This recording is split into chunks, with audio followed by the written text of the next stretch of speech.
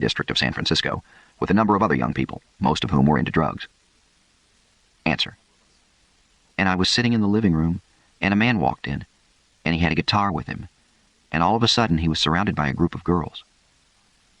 The man sat down and began to play, and the song that caught my attention most was The Shadow of Your Smile, and he sounded like an angel.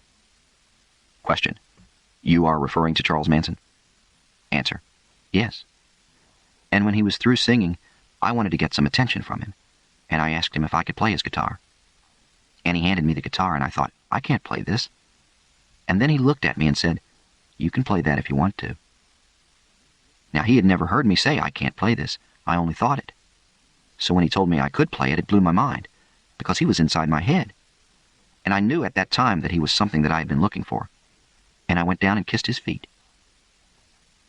A day or two later, Manson returned to the house and asked her to go for a walk. And we walked a couple blocks to another house, and he told me he wanted to make love with me. Well, I acknowledged the fact that I wanted to make love with him, and he told me to take off my clothes.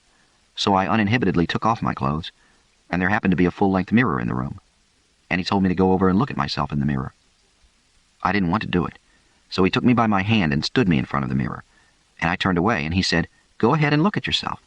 There is nothing wrong with you. You are perfect. You have always been perfect. Question. What happened next? Answer.